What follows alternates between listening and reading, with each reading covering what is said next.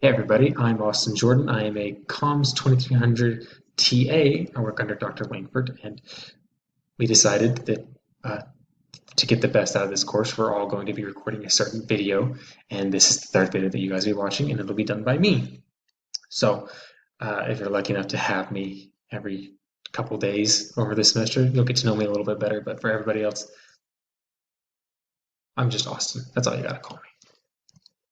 So, today we're going to be talking about avoiding plagiarism. It's very important that you don't plagiarize. It is highly, highly frowned upon and it's very much illegal. So, avoiding plagiarism. Plagiarism is the use of other people's ideas or words without acknowledging that actual source. You don't want to do that. You want to actually acknowledge the work that you are presenting. If it's not yours, you need to. It's unethical and it can get you into plenty of trouble. Also, you don't want to self-plagiarize either. It's frowned upon. Well, again, a lot of this stuff, since it's mainly research-based, is frowned upon. You don't want to do that. If you self-plagiarize it, you lose credibility, and you can also get in trouble. It's just not worth it. And then also, whenever you do have to technically show your citations, your actual sources, in college we use APA. It's the most used in research, and so it's the most accepted. So be prepared to actually use APA in this course because it is necessary. So, well, you kind of know you have to write down your sources, right? Well, the big thing is for you guys, since this is a public speaking class, is you have to orally acknowledge them as well. It's just as important as writing them down in your actual outlines that you'll be doing for your speeches this semester. So any source that requires written sources should be acknowledged in an oral form. This is on page 24 in a pocket guide to public speaking, the 6th edition. So if you ever want to get this book, you don't necessarily, we're giving you the material, but I suggest you guys get this book. It's very helpful and it will help you. It has a lot of tips and tricks that maybe other professors and other instructors may not give you. It may have the answer here, so you might want to check that out. So, like I said, it's a source that must be acknowledged in oral form as well. So whenever you give us your citations, your actual reference pages and your outlines, we need to be able to know that what's on that piece of paper you can speak clearly to us. So there's best way to do that is just orally mention two of the following elements. Just give us the author and the year or the title. You have to just pick two of those three. That's all it really takes. If you can give us two of those three, then that's perfect citation in oral speech. That's all you need to do. They must be followed, otherwise your instructor will count off points on your speech. It can be up to 5 points. You want those 5 points. If you don't get those 5 points, it can actually reflect pretty poorly on your grade. And honestly, that should be a very easy 5 points. So please actually do that for your instructor, whoever they may be. I don't know who it could be. On to now we have citing quotations, paraphrases, and summaries. These are very important as they actually help out and which it honestly helps out in citing other people's work. So when citing other people's work, you can present them in one of three ways. You can either do a direct quotation, which is a word-for-word statement, or verbatim, that's the same thing. It's just directly taken from the source. You said, the author said this, blah, blah, blah, blah, blah. That's a direct quotation.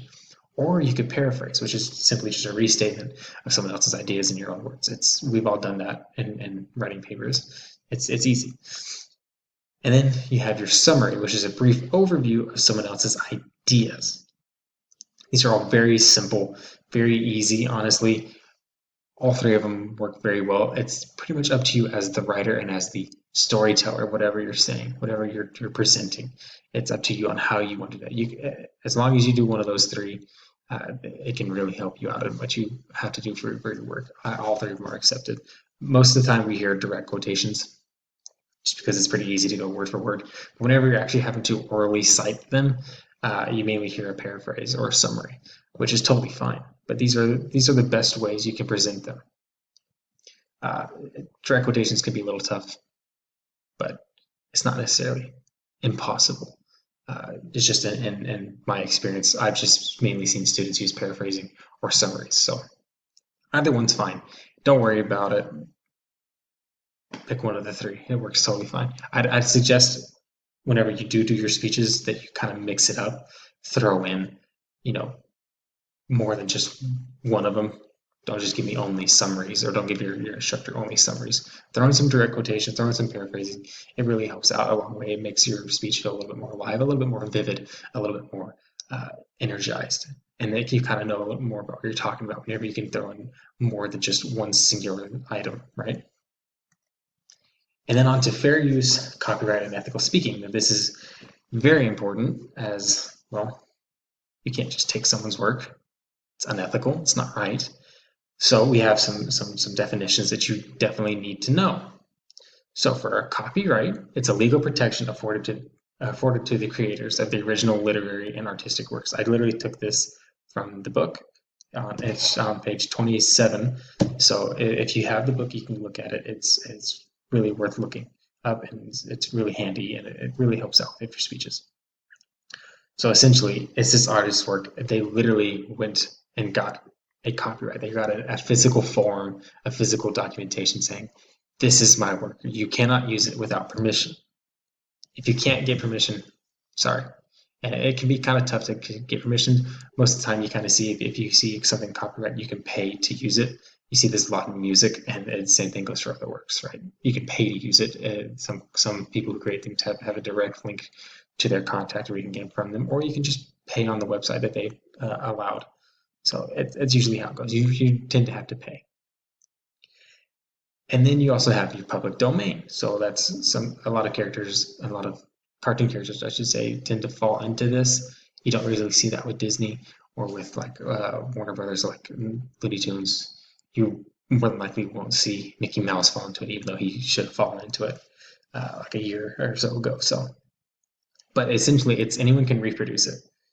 Since it doesn't fall under the law, which is the creator's lifetime plus 50 years. So they have their own lifetime, and then after their passing 50 years, it can be used without repercussion. It's kind of tough right now. We're in a weird legal situation with that right now with Disney. So we're going to see how that goes. But that's what it is as of right now.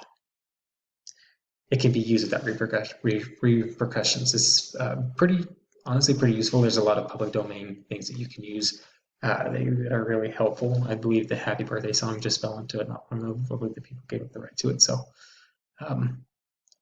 you can always go and look that up as well. But public domain is honestly, there's thousands, millions of things that are in public domain that you can use. So don't be afraid to use that instead of trying to find a copyright. And then you have your common knowledge. It's information that's usually widely known, and it's described in many different ways. Now it has to be described in a lot of different ways, and it has to be essentially globally known in order for it to be considered common knowledge. Gravity, it's common knowledge. You can't really copyright gravity. You can't really do that. See what I'm saying? If it's commonly known and it has been described in many different ways, you can describe gravity the same way, or the same definition in many different ways. It falls under common knowledge. We know that. And then you have fair use, an exception to the copyright provisions, which permits limited copyrighted works for scholarship, criticism, comment, news reporting, teaching, or research. So you tend to see fair use in, let's say, if you're a sports fan, you're going to go to ESPN.com, you're going to read an article, and it's about, let's say, LeBron James. Well, he's technically got a lot for his name, right? He has his branding. Let's say that a new Nike deal is being struck for a new shoe that's coming out for him. Well, that's under Nike and his property, so you cannot use it. But because of fair use, you can actually write an article about it and not have any penalty towards it, and maybe even use the picture depending on if they get permission for that. That one's a little different, but actually explaining it or commenting about it or teaching or reporting, it can all be used. And then I think the biggest one that we use is for research. You have to, technically, if you're researching something, you can't just take someone's work and claim it as yourself, but you can look into it. You can dive deeper into it. You can come up with conclusions of this and not have any penalty, which it makes fair use a very easy thing to use. So be wary of all of that. So, like I said, fair use, copyright, and ethical speaking, it all goes hand in hand. You have to kind of walk on eggshells with it a little bit. So you want to be careful with that. You don't want to overstep too much, right? You want to be careful with what you are going with. And really, just don't plagiarize. Think about what's right and wrong. That's what this comes down to. Think about what's right and wrong. And please, whenever you give credit to somebody, make sure that you do it correctly, because we don't want to take off points. And if you do this in the real world, well, I'm sorry, it's just not good. So please be careful whenever you're actually doing anything like that. So like I said, avoid plagiarism, avoid that noise that you heard that. So avoid the plagiarism, and then orally acknowledge your sources, whether it's the author of the year or the title. You have to use 2 of those. Okay. You can use any of these quotations, paraphrases, or summaries. Very helpful. And then obviously fair use, copyright, and ethical speaking are necessary as well. So that's all I got for you today. Please stay safe, wear a mask, and don't go out and think that you can't get sick. Please be safe. We don't want to have students getting sick. So, all right, peace out.